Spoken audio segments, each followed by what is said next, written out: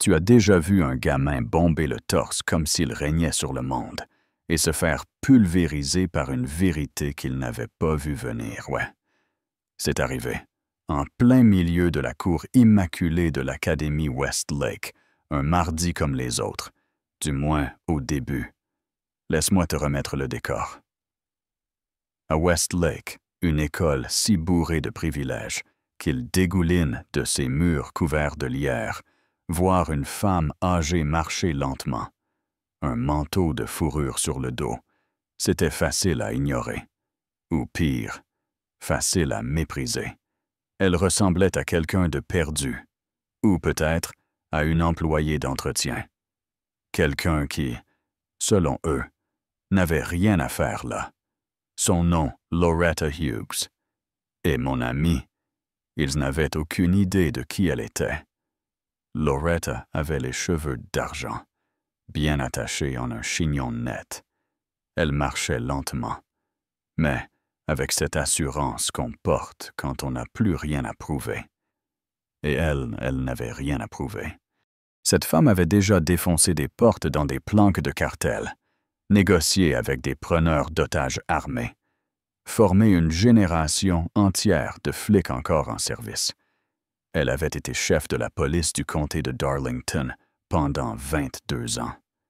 Mais ce matin-là, tout ce qu'elle voulait, c'était rendre visite à une vieille amie dans le bureau des admissions, Madame Geraldine Morrow, qui faisait toujours le meilleur cake au citron de toute l'est du Mississippi. Sauf que les gosses assis sous le sycomore n'étaient pas au courant. Ils s'appelaient eux-mêmes le Cercle Redwood, veste rouge, rayures blanches, sourire arrogant cousu de l'argent de papa. Le genre de jeunes qui pensent que les règles ne s'appliquent qu'aux autres, qui marchent comme si le monde leur appartenait. Leur chef, Gavin Thornhill, grande, blonde, bruyante, fils de sénateur, petit-fils de juge, et parfait abruti avec une moyenne trafiquée à coups de dons familiaux. Loretta venait à peine de poser le pied sur la pelouse centrale quand Gavin l'a repéré. « Hé !» a-t-il aboyé comme un chihuahua de parking. Aucune réponse. Elle a continué, les mains dans les poches, le regard droit devant.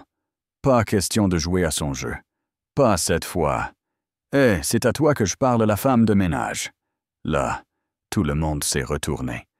Gavin s'est avancé, entouré de sa bande habituelle Taylor, Zoe et Kyle, des gosses de riches qui ne rataient jamais une fête, une story ou une occasion de rabaisser quelqu'un.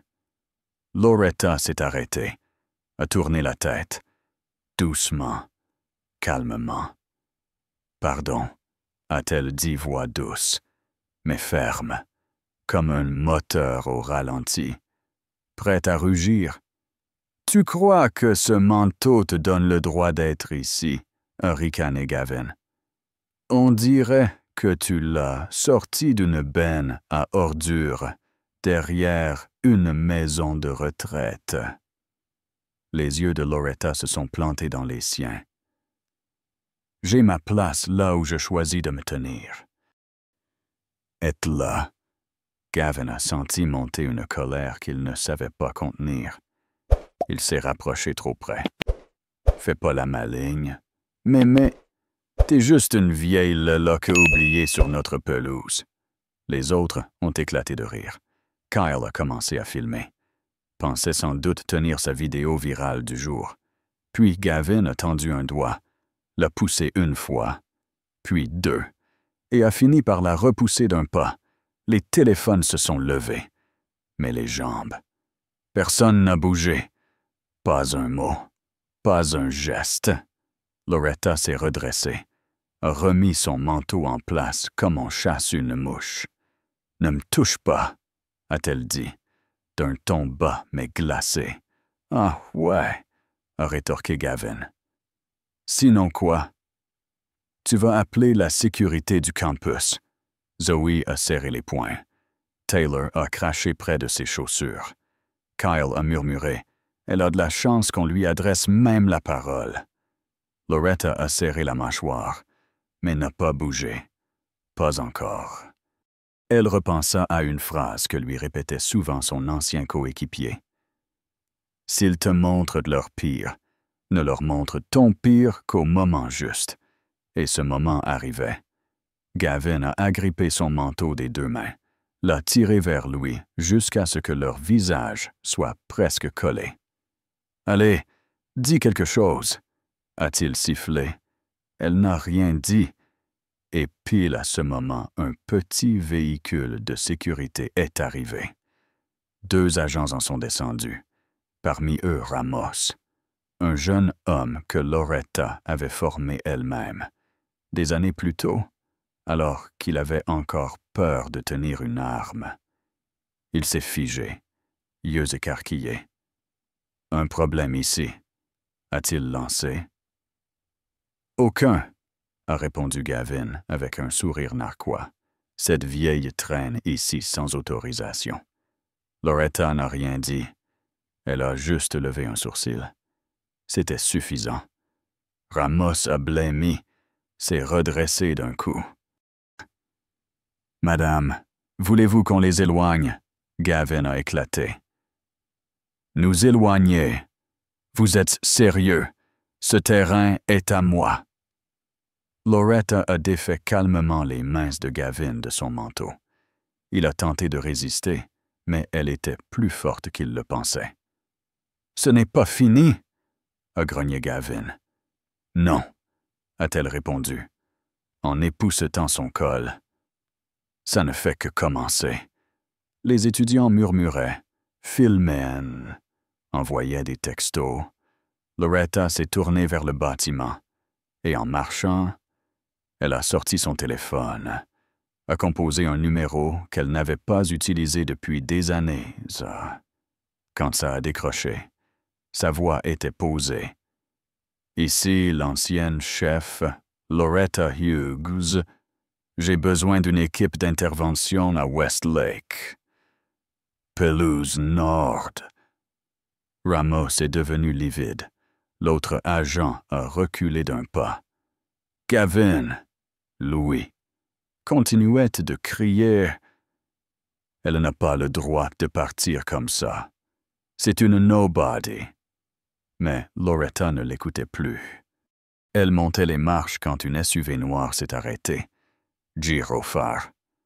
2 officiers en uniforme en sont descendus. Branson et Nia Torres. Expression grave. Ils n'ont même pas regardé Gavin.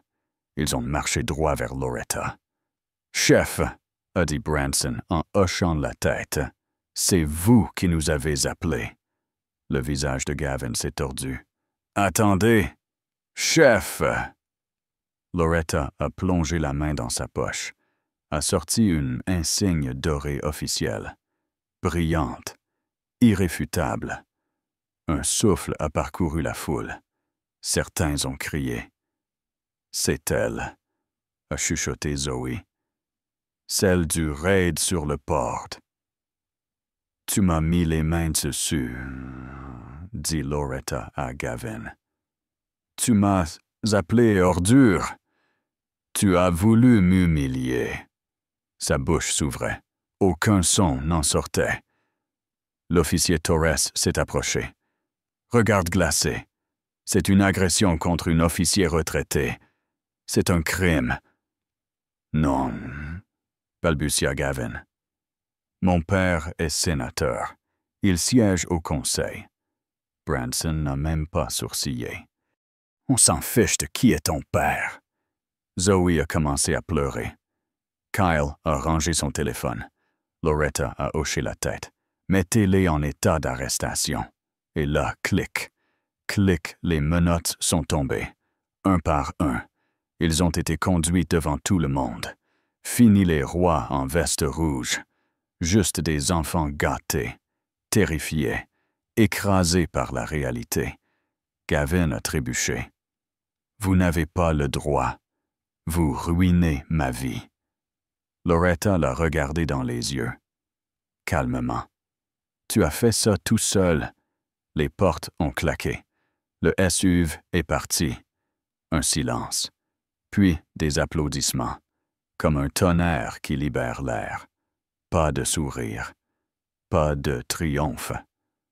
Loretta a simplement hoché la tête et est entrée dans le bâtiment. Digne, sereine, à l'intérieur. Madame Moreau l'attendait. « Loretta, » murmura-t-elle, « tout va bien. J'ai connu pire, » dit-elle, lentement. « Mais je suis fatiguée que le silence passe pour de la faiblesse. » Elle s'est approchée de la fenêtre. Dehors, les élèves parlaient encore, montraient les vidéos, et c'est là qu'elle l'a senti. Westlake ne serait plus jamais comme avant. Le cercle Redwood plus intouchable, plus invincible. Peut-être que maintenant, certains réfléchiront à 2 fois avant de juger une personne par son âge, son apparence ou sa couleur de peau. Loretta a glissé la main dans sa poche, a caressé son insigne, son nom gravé dans le métal, son histoire forgée dans le silence et la force. Elle repensa à ce qu'elle disait toujours à ses recrues. Le respect ne naît pas de la peur. Il naît de la force de protéger même ceux qui ne le méritent pas. Et sur ces mots, elle a tourné dans le couloir, le soleil éclairant son chemin, comme une scène de fin, dans un film qui n'aurait jamais besoin d'une suite. Mais tu sais quoi? Ce jour-là, ce n'était pas une vengeance. C'était de l'équilibre. C'était montrer que le danger réel, ce n'est pas l'âge, ni l'uniforme, ni le silence. C'est ce qui se passe quand quelqu'un finit par se lever et dire « Pas aujourd'hui et maintenant ». À toi de parler. Est-ce que Loretta a bien fait de porter plainte? Qu'aurais-tu fait à sa place? Écris-le en commentaire, car parfois, la vraie bataille commence après les applaudissements. Et si toi aussi tu crois que personne n'est trop petit pour faire une vraie différence, abonne-toi, reste avec nous. D'autres histoires arrivent. Et crois-moi, tu ne veux pas rater la prochaine.